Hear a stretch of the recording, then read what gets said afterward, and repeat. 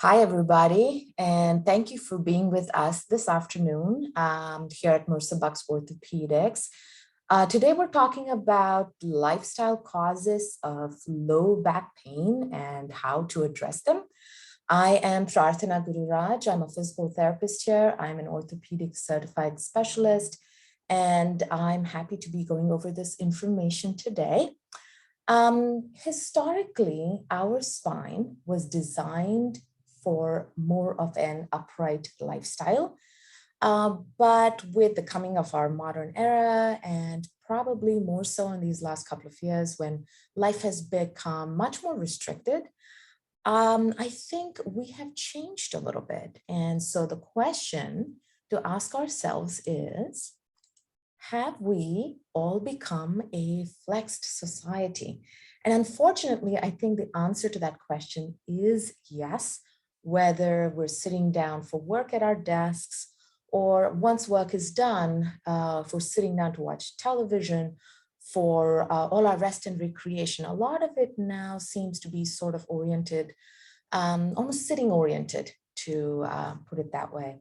So let's take a little bit of a deeper look at the anatomy of our low back so it becomes easier to understand how our back is affected by what we do.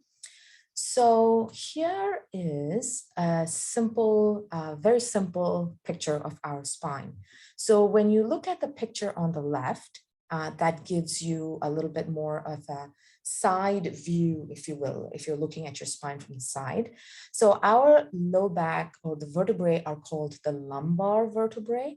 There's 5 of them. And then we have the intervertebral discs that are sitting in between each of these bones. So when we are moving, whether we're bending forward or turning, twisting, the bones are solid. And so they're not going to give for us to be able to move. It's this intervertebral disc that's accommodating for that. Our intervertebral disc, think of it kind of as having the consistency of Jell-O. So let's say this is you looking at the disc from the side. When you bend forward, the front of your Jell-O is being squeezed down, sorry, and to accommodate for that, the Jell-O is moving backwards, and so the back wall, it has to sort of expand, stretch, and is under some tensile force. So now when you come back to standing upright, it all evens out. So now imagine sitting for 8 hours, 6 hours, or 10, 12-hour work days with the front of that Jell-O squeezed down, the back sort of expanded and under stress and tension, and doing this day after day, weeks, months, years. There's only so long that that back wall is going to sustain that tension before it starts to lose its integrity and give a little bit. And when it gives, you hear of these terms called the disc is bulging. So the disc bulge is nothing but the integrity of that back wall sort of not being as good, if you will. If you were to look at the picture on the right side, there are different degrees to which that disc can bulge. So you can see the back wall sort of bulging out. When it bulges out, there's a lot of pain-sensitive structures around there. So you start to feel back pain. So the more the bulge, the further down your leg, the pain starts to go. And if the bulge is enough that it can actually touch one of your nerve roots, which is right behind the disc, you can start to have tingling, numbness, and sometimes if the squeezing of your nerve root is really strong, you may even have a little bit of weakness of the muscles that are supplied by that nerve root. So now that we know a little bit about how the spine sort of moves or works, I'm hoping in the next few minutes, you get the information that helps you sort of self-assess what loads am I putting on my spine?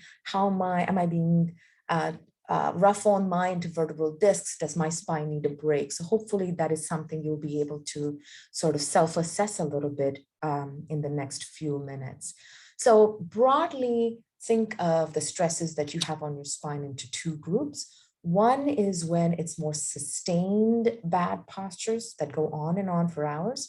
And the other is the repeated activities where you're repeatedly bending, lifting, twisting while bending.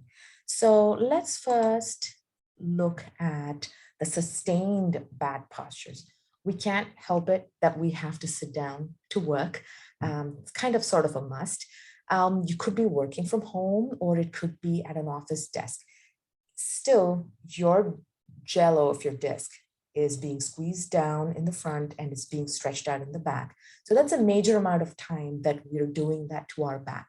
So once work is done, let's say you sit down and you watch an hour of TV, or you're surfing the internet with your phone or tablet on your lap, or you're video gaming, as you can see in this picture. All of these are all sustained postures that are throwing your spine out of balance. So that's one. This is the other side, right? Life is life. None of these activities listed here are anything any of us can escape. The laundry has to get done. The floor has to be vacuumed. You're going to have to pick up the kids, help our elderly with transfers, pick up those heavy water cases and put them in the car, take them out again, take them into the house, whether it's pulling out weeds, weed whacking, any and all of these are all activities that involve a combination of these three things that you see written up there.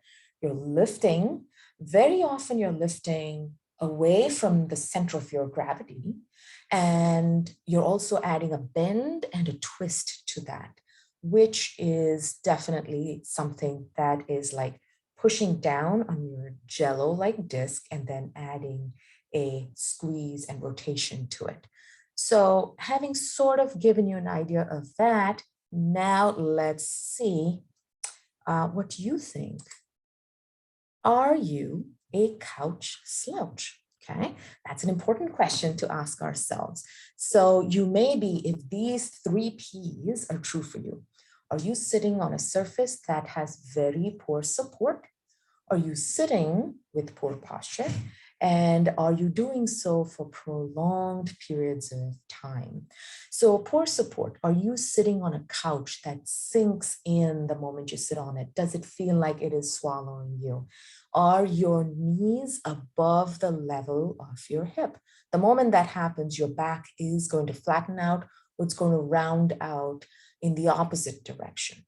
So remember, the normal natural curvature of your lumbar spine, if you were to look at yourself sideways in the mirror, you will see a natural concavity of your low back. That's called the lumbar lordosis. And that's the position in which most of the structures of our lumbar spine are well aligned.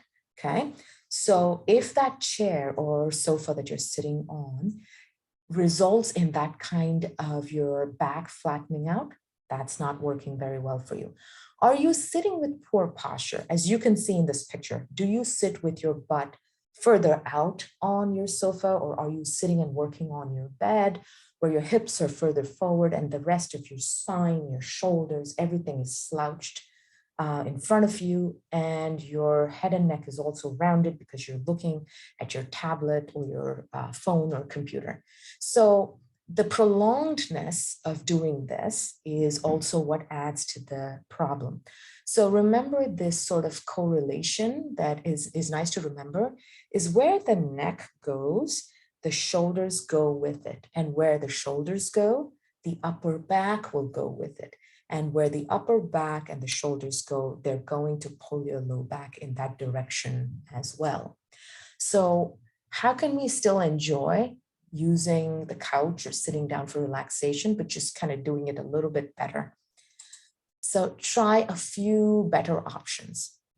So for example, like in this picture, try and invest in firmer couches when you do get the chance. So let's say your couch is soft, get a nice big couch pillow and put it down and sit on it so that your hip comes up a little bit and now you can keep your hip and knee in the same line. Put another couch pillow behind you so your back is a little bit more vertical. You're not rounded into the couch. If you're somebody who's already having low back pain, use a small towel roll, roll it and put it in the small of your back, kind of horizontally where your belt would be, so that it keeps that normal curvature of your back.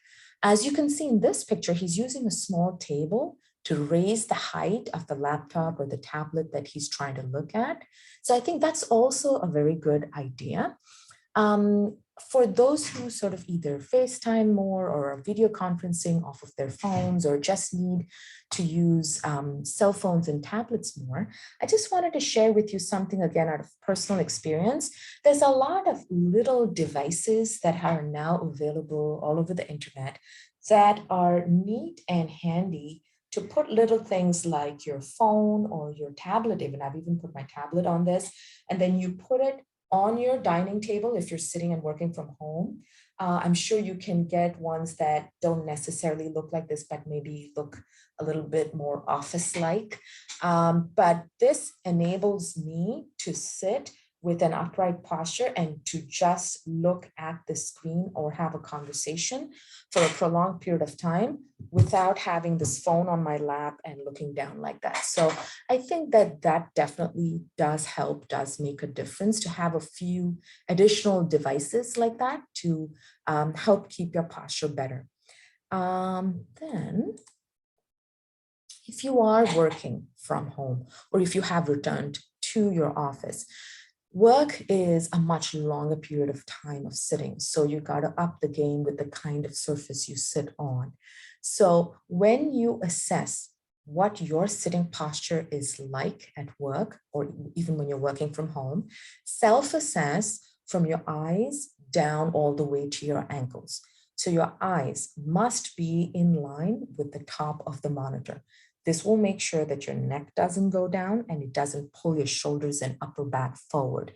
If that happens, your upper back is just going to go off the back support of the chair that you have. Make sure that your forearms are well supported on the armrest or also on the table itself. You typically want the forearms sort of horizontal or parallel to the floor, because after a while, if your forearms or arms are not supported, your shoulder blades will fatigue, holding the weight of your arms for you. And so you will start to round forward. Make sure that the chair you have is sort of contoured to your upper back as well as your low back. And the height of the seat, adjust it so that your knee is sort of in line with your hip or ever so slightly below. Feet should be, or typically your ankle should be ever so slightly in front of your knee. It's just a little less pressure on the back of your knee when you do that. If you're somebody who has shorter legs and you feel like when you sit down, your feet are dangling, you have to try use a footrest. That will definitely take some stresses and strains off your back. If you're very tall and you just can't adjust that chair anymore, the desk height anymore, again, get a footrest and put it further forward in front of you so that you can still maintain that hip and knee at the same level. That will ensure that the normal curvature of your spine is well maintained. So along with this, I think it's worth trying a few other things. A stand-up desk is, nowadays, there are just so many designs. And I remember that when the pandemic began and my son started to study at the dining table, he's a middle schooler and he just started to have back pain. So then I invested in a stand-up desk for him. A lot of good ones, they're not even more than maybe a little over $100. You can get beautiful ones depending on how much you want to put into it, but I think you can get them at quite a reasonable price. My suggestion would be invest in something like this where you have a 2-tier. So your laptop, if you don't have a monitor, your laptop can go on the top tier. So again, you're sort of keeping that eye level balanced.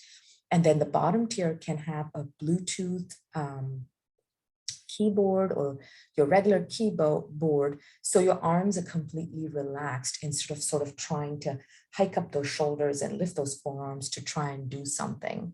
So that's, and typically rule of thumb that I try to suggest to patients is stand up, pull your stand-up desk up, stand, work for 30 minutes, and then take it down, sit down and work for 30 minutes. So keep alternating between the two.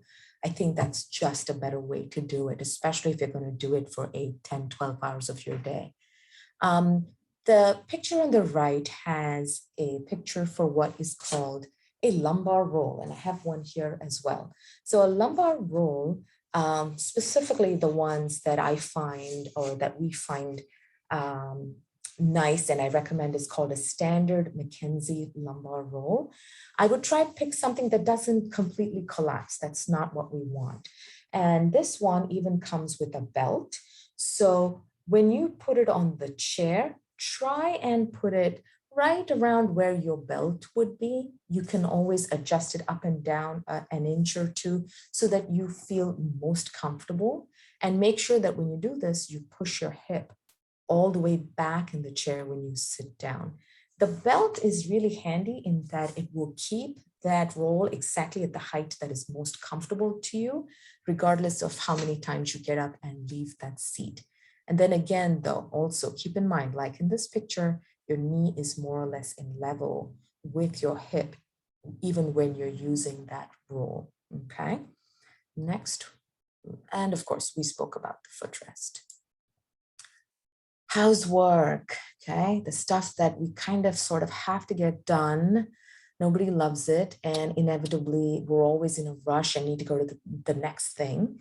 So when things are usually done in a rush and probably done in the end of the day, when our muscle endurance is kind of already lower, we're at the end of our energy, using poor body mechanics is all too common.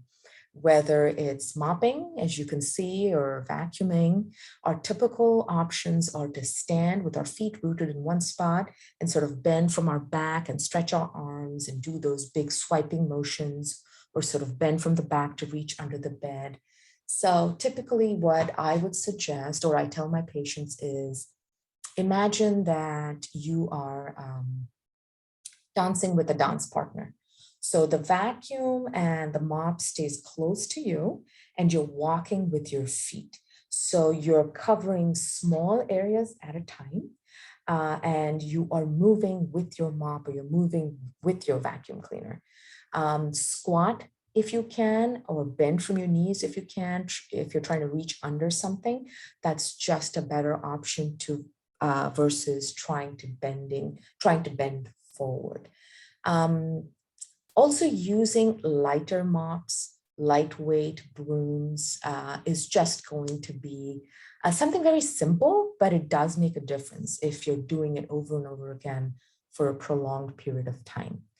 So that apart, children are definitely, a joy of our life, right? But a lot of bending, lifting multiple times in the day. And a lot of the times lifting them also involves sort of putting them away from the center of our gravity and then putting them in a car seat or pulling them out of a car seat, getting them into the bath. All of these things, again, a lot of that repeated forward bending with a load on your spine. With the elderly, a lot of the loading is a pulling kind of action where you're trying to help them get up, or you're helping them get up and then you're trying to do a turn or a twist to put them in the chair next to you. So suggestions would be, with children, as soon as you feel like they are old enough to understand, give them those extra 30 seconds, let them get into the car seat, let them get out of the car seat. If you are already suffering from back pain, sit in the chair and instruct them to climb into your lap, and then you can hold them and stand up if you want to move. Try and see if you can get them to have a shower instead of a bath. I think that would be easier on your back. With the elderly, and if you're helping them, especially with transfers, remember to put your feet wide, specifically kind of around their legs, and you hold them around their waist. Instinctively, most of the elderly you're trying to help will try to hold us around our shoulders and around our neck, and they will start to pull in an attempt to try to help you when you're trying to pull them up. So that's almost counterintuitive, and that's not going to be very helpful to you. So I would say use assistive devices that I'm going to share with you around their waist. Try and always instruct them to hold you around your waist, around your center of gravity, so that it becomes a little bit easier. So let me go over some assistive devices that some things patients recommended, like, for example, the picture on the left. So this was a device that was recommended to me by a grandmother of a very cute, quick growing, getting heavier toddler. And she was somebody suffering from low back pain, but wanted to obviously walk around with the grandchild. So she used this belt that it's a hip seat carry belt. That was the wording, I think, that you had to use in order to find this online. And I happened to find this, of course, on Amazon. Not that you have to go to Amazon, but I'm sure that's just an easy place for you to at least get a few specifics. And so what the advantage of something like this is that it prevents your postural deviation when you're trying to hold a baby and walk around for some time and you're trying to do something. So the image on the right is one of the standards of our rehab profession, a gait belt, a transfer belt, anything that you want to call it. I specifically picked this picture because I would prefer if you choose one that has multiple handles, because you can hold in different areas depending on what activity you're trying to do. As you can see in that picture up there, even the person helping with the transfer has got one. And I think that that just makes it easier for the elderly that you're helping to grab onto in a much easier way, so they can assist you a little bit better. Rule of thumb, when you're helping somebody up, always give them a count. It's just easier. Tell them, for example, Dad, when I say 3, try to push up with your legs as you hold my waist. So it's always a 1, 2, 3 coordinated effort. Whatever chair you're trying to transfer them to, make sure that that chair is at a 90-degree to the bed or to the other chair that you're trying to transfer them out of. So you have them stand, encourage them to shimmy their feet until they are directly standing in front of the chair or the surface you want to get them into. And then again, verbally instruct at the count of 3, go ahead, sit down. This just makes for safer transfers for you and also for the person you're trying to help. Next, grocery shopping. I think one of the biggest culprits with grocery shopping are the heavy water cases. So you're bending and inevitably they're in the bottom shelf. So you're bending down to put them up. Then there's the second time of picking them up, putting them into your car, and then the third time getting into the house. So this device that is on the right is a very cool device I found one of my elderly neighbors using. And I thought that he did such a good job of reducing his stress on his back with this. So it's a collapsible shopping cart, or a collapsible grocery cart is what I found when I Googled that. That's when this came up as well. I also found one that was a little bit not fancier, I guess I could say a little bit more innovative. The back tire actually was like a 3 tire. So it sort of was meant to take it up the stairs. So each wheel sort of kind of walked onto the steps and sort of made it a grocery cart that you could pull upstairs. So when I remember distinctly, he would come home and this collapsible cart was in the trunk of his car. He'd open it up, he'd take his time to load everything, and he'd walk into his house in one shot. I think what that does is it prevents that temptation to hold multiple bags in both hands because you just want to make fewer trips back and forth to your car. With the water cases, my suggestion to a lot of people, cut it open, take 3 or 4 water bottles inside. That's just smarter for your back. Is it multiple times? Yes. Or you can probably even put a bunch of them in the cart if you happen to have a cart like that, and then take it in that way. So then gardening, okay, a great hobby, very relaxing, a lot of fun, but almost every aspect of it involves bending from the back, whether it's pulling weeds, planting something new, picking up pots and planters, laying down soil, mulch, whatever it may be. There's a lot of repeated loaded forward bending with lifting, very often with twisting as well. I distinctly remember this patient who came for his evaluation on a Tuesday or something, or basically when he was with me. He said that on Saturday it was great weather, so he went and bought 10 bags that were 30-pound mulch bags, and he had pretty much laid it all out in that one day. So you can imagine loading your spine with about 30 pounds, 300 pounds worth of load on your poor discs all in one day. That, needless to say, can create a little bit of an imbalance in your spine. It can be stressful. So how do we address that? Again, proper body mechanics with lifting. Second, I know I didn't put it here, but I strongly encourage patients to try and break up their lawn activities over multiple days. Not easy to do. Most people come back and said, I spent 2 hours and I did this, because it just feels like it's easier to just get it done. But when you do have to lift and take something from one part of the garden to the other, remember the rule: squat with your legs, lift and hold it really close to you, walk to where you need to go. And if it's something that can be dropped that won't break, then just drop it versus trying to bend over or squat again to put it down again. Okay, even if it's something 2 steps away, resist the temptation to just stand and lean forward and put it away. That's when a lot of people do tend to produce that bending, twisting kind of stress on their back. Even if it's 2 steps, walk to it and then just drop it there. Smaller quantities at a time, absolutely.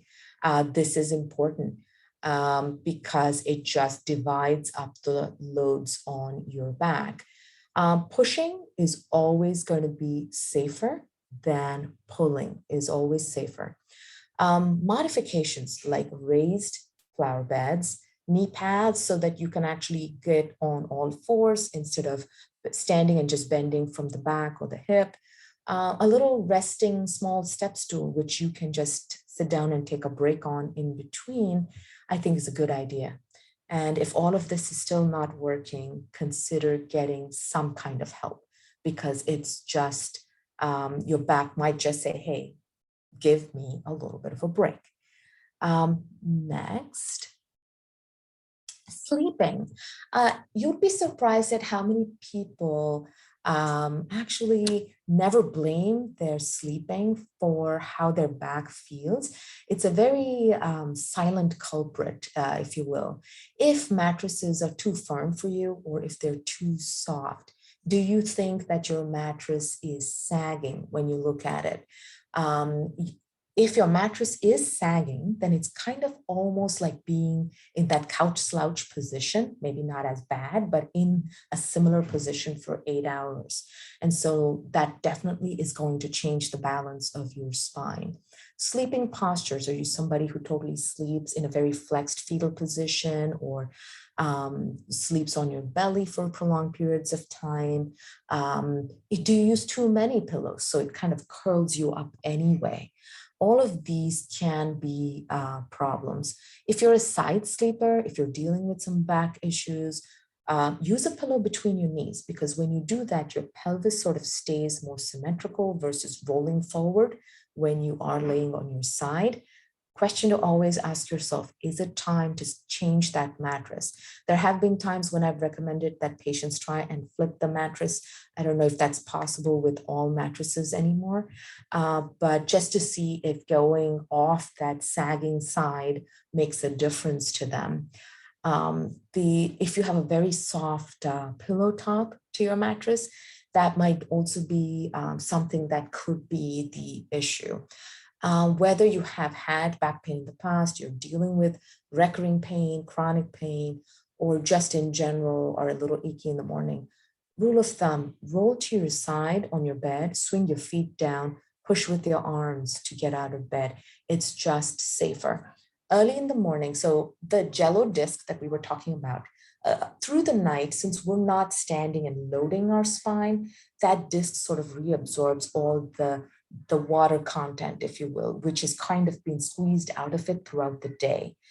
So I'm sure you've heard the expression, you're taller in the morning. So nothing, you didn't grow, it's just that those discs kind of reabsorb the water content. So they are under maximal pressure. So now if you just sit up straight, that's like a very strong, stressful squeeze on one side, and you might just find yourself putting more tension on the back wall than you want to. Some other simple assistive devices to, again, help people get out of bed if that is hard. Of bed rails, there's so many different designs. Depends on, I mean, when you look that up, I'm sure you can find something that sort of matches your bed design or height, and even need specific to who you're trying to help, or if it's for yourself. It's certainly easier if you're trying to help somebody get out of bed to have them hold on to it, and with your count as you help them, to have them pull on it so that you can help them with their turn, and you can also have them push on it to help them come into sitting. So both of these are really, you know, in both situations, it's, I think, a good option to have. Now we'll come to the technicalities of how to lift the right way, whether you're lifting the kids, whether it's pots and planters, no matter what it may be, the case of water, okay?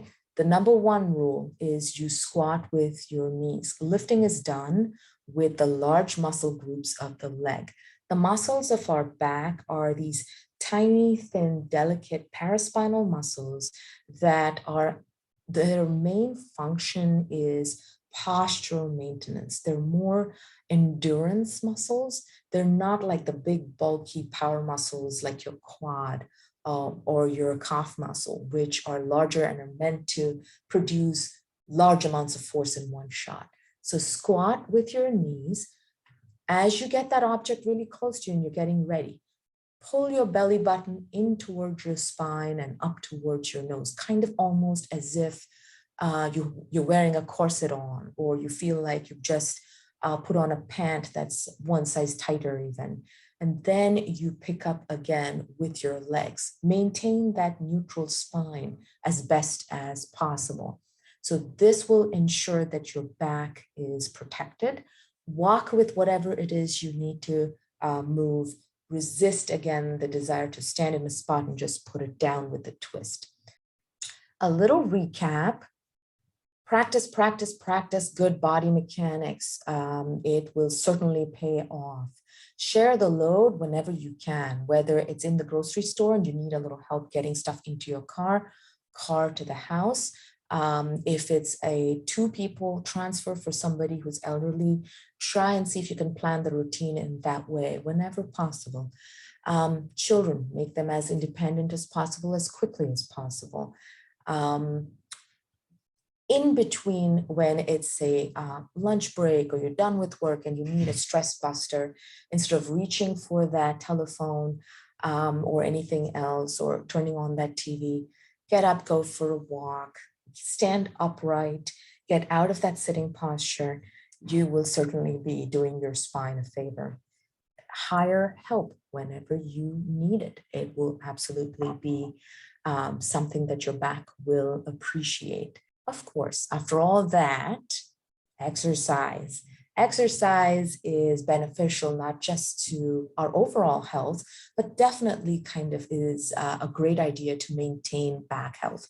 What will it do for you? It helps maintain muscle and core strength. Muscles strength of your arms and legs impacts the stress and strain on your trunk. So muscle strength, flexibility, that you work on with your exercising also has a direct impact on BMI, our body weight, helping reduce stress. And all of these put together are known to have a direct correlation to the incidence of low back pain. So whether you're starting off small, or whether you're somebody who's just maybe lost your routine, or just you know that you have to squeeze in that routine, walking, jogging during lunch breaks, if that's feasible, yoga, aerobics, strengthening routine, all of this is a great idea.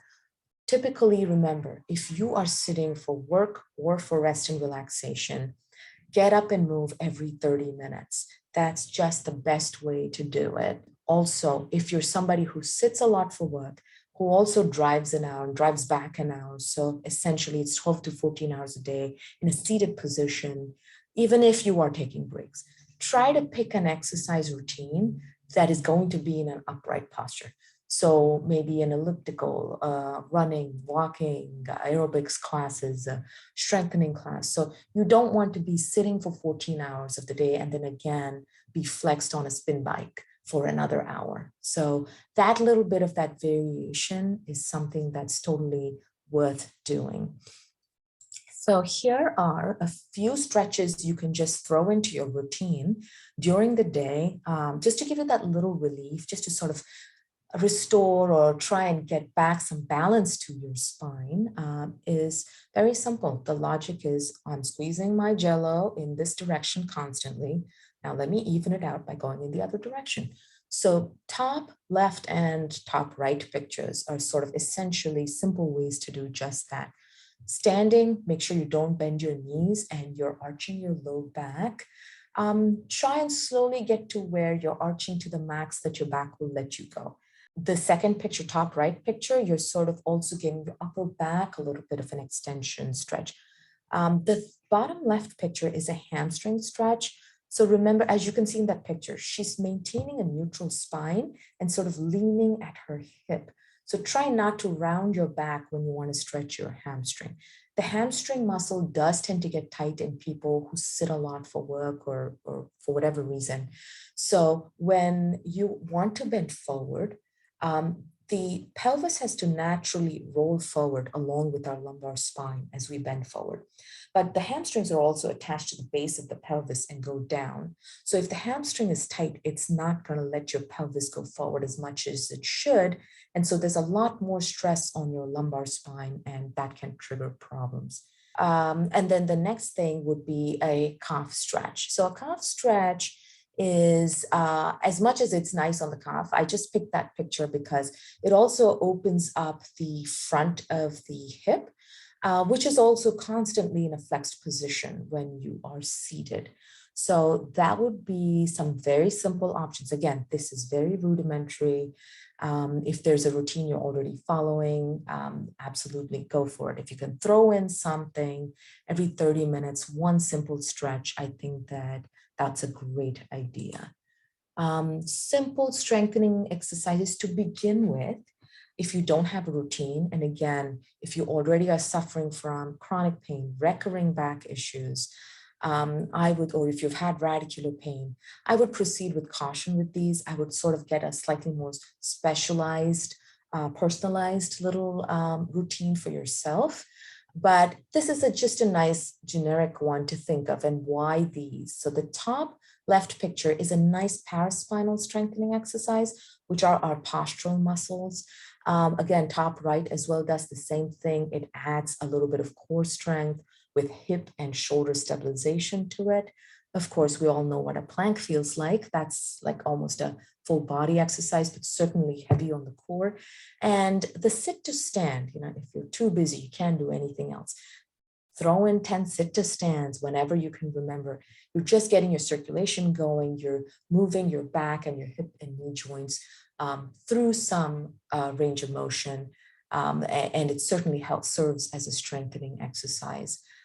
And as always, if you are having actual symptoms and you want to use all of these, of course, suggestions, but along with that, talk to a spine specialist. They may want to just rule out some red flags.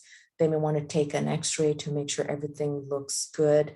And then they probably will tell you to see a physical therapist, because physical therapists are movement specialists. So that will just make it more concise, more consolidated to your situation.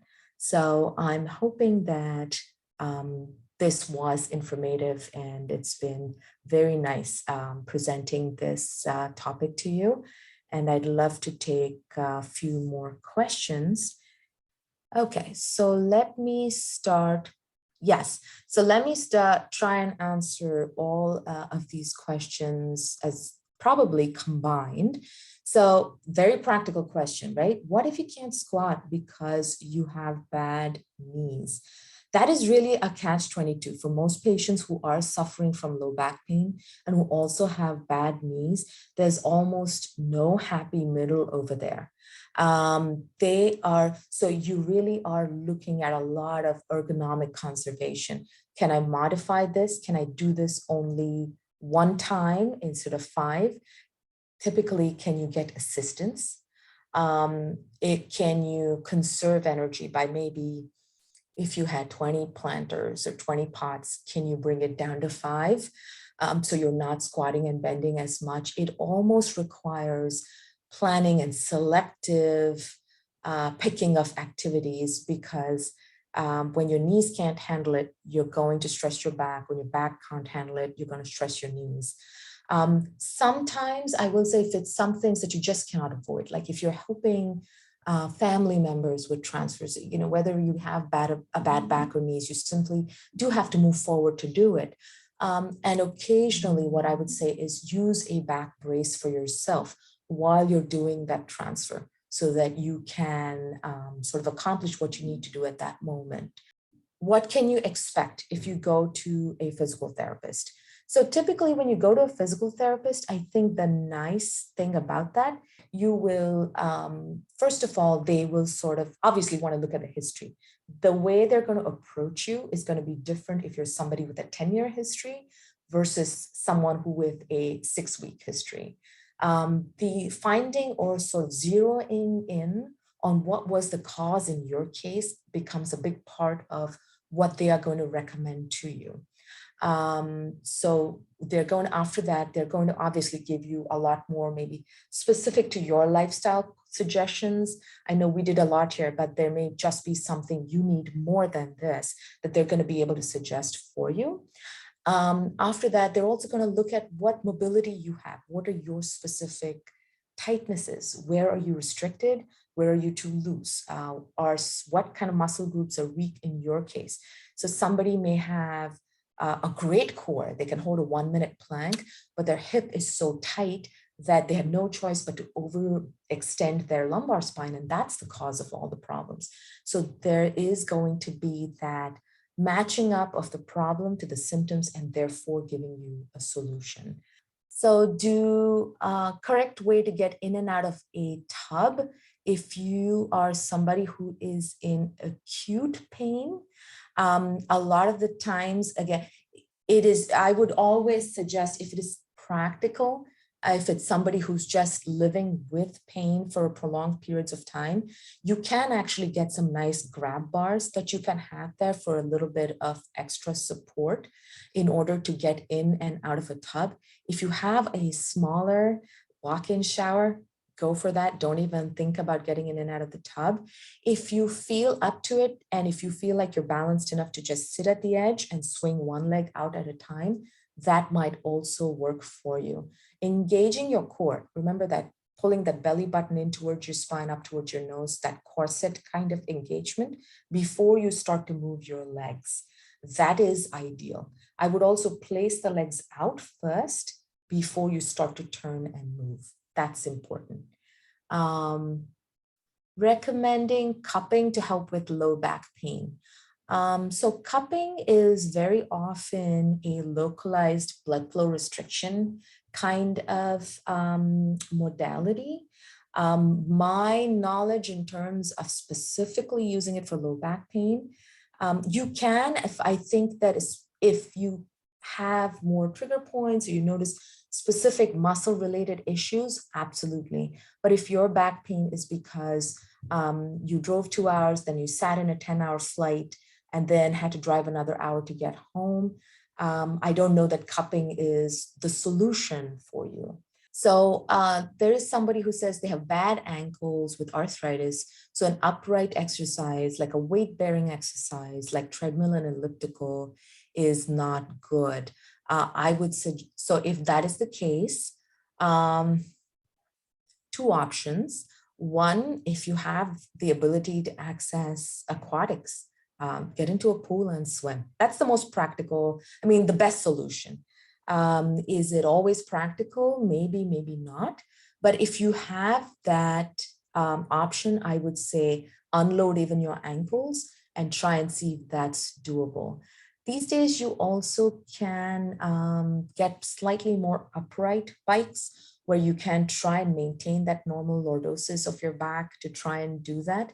But typically, again, I usually prefer if you're sitting for 14 hours of the day to try and see if you can do something in an upright posture. Can you put on the screen again of the exercises? Yes. So this is some of the strengthening exercises. I would recommend be cautious. These are more strengthening exercises. I think that they should be done after the mechanical cause of your back pain has been determined. If you're somebody whose pain is a result of a flare-up of natural spine arthritis, sometimes also known as stenosis, spondylosis, then maybe these are not going to be the best options for you. Can PT reduce symptoms of hip and knee arthritis? So think of arthritis, whether it's in your knee, your hip, or your spine. Arthritis is the natural degenerative changes that result from wear and tear of our joints. It's almost like if you had a car and you ran it 100,000 miles, the tires will go bald. The same principle applies to our body. But what is the role of PT in all of this? Physical therapy is meant to address those factors that can be changed in the presence of arthritis. When arthritic changes happen, you're going to notice a loss of range, mobility, and strength of the muscles around that joint. So that's what you can address with physical therapy. Lifestyle modifications, ergonomic suggestions, those are the benefits you can get. Degenerated discs are, again, the natural wear and tear that happens to our discs with life and just with that constant loading of the disc. When that happens, typically our discs tend to lose their natural height, and that's always inevitably, there is a concomitant change in the facet joints, in the posterior aspect of the spine. Then you're looking at what sometimes can become stenosis. So bottom line, again, with all of those changes, just like with the hip or knee, as a result of the natural changes of arthritis, is your spine slowly getting stiffer? And so are you compensating by doing something else? And that's giving you pain. That's what a physical therapist is going to try and address. Has your core gotten weak because now you're in pain and you're avoiding movement? That's what a physical therapist can address with you. Are there certain tightnesses that have developed in maybe the lower lumbar that's sort of stressing the upper lumbar spine? That's what a physical therapist can address for you. Next question, after an epidural and you're pain-free, do I go back to PT or do I go back to the gym? I would say I would err on the side of caution. If it were me, I would at least do a few sessions with somebody who is specialized in dealing with the problems that led to the epidural in the first place. Because a gym is a place where I want to go when I feel good, strong, and sort of I've had some consistent good performance by my back. I've stressed it a little bit under supervision of a therapist, and it kind of took the stress. It didn't give me any problems. Great. Now I'm going to go to the gym and I'm going to do it on my own. You don't have to be in therapy for 3 months. You just have to do something that caters to your needs, to what you need to learn. And then obviously you want to take off on your own. I am not sure about whether we can send the video via. I will hop in on that one. So anyone who registered for this presentation, whether they were able to watch it or not, will get a live link, or we'll get a link, not a live link. We'll get a link to the recorded version of the webinar within a week. So keep an eye out for that. But it looks like you have answered all the questions. So thank you so much. This was a very informative presentation. I really appreciate you taking your time to educate us on it. And if anyone does have any questions, please feel free to email me at programs@mbortho.com. about this presentation, and I will consult with Prarthana and get back to you with any answers that you're asking. And if you would like to schedule an appointment, there is our information on the website or on the screen. It's www.mbortho.com. We do have an appointment request form online there, or you could call our office at 855-896-0444. Again, everyone, thank you for joining us today, and we hope you enjoy the rest of your afternoon. Thank you.